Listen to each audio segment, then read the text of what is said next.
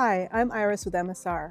I'm here to show you how to reseal the fabric of your tent's rainfly or floor.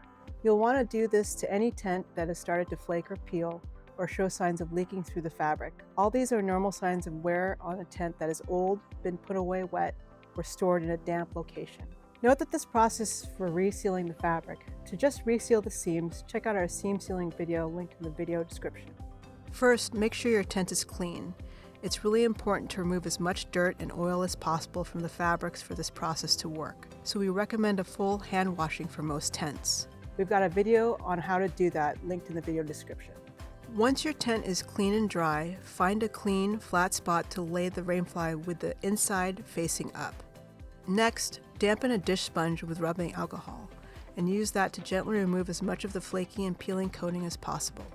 A sponge with an abrasive side is ideal to speed up this process, but don't rub too hard or you can damage the fabric.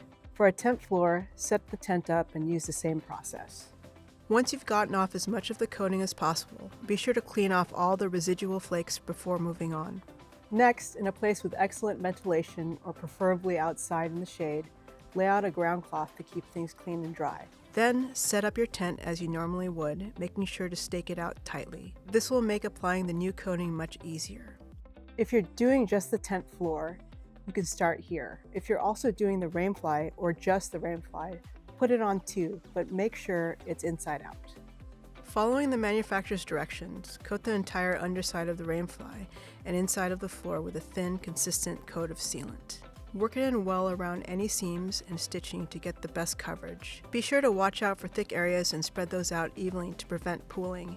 Use a clean rag to wipe off any excess sealant. Let the new coating dry for at least a full 24 hours before packing away your tent. In a pinch, a light dusting of baby powder can help resolve any lingering tackiness before packing away your freshly resealed tent, preventing it from sticking to itself. After recoating your rainfly and floor, it's also a good idea to refresh the DWR coating on the outside of the fly. Products like Gearaid Revivex and Nikwax TX Direct are both excellent, easy spray-on options for this. Just flip your rainfly back to right side out. Wet the surface and give it a good soaking with the treatment of your choice. Let it dry and you'll be all set for the next rainy day.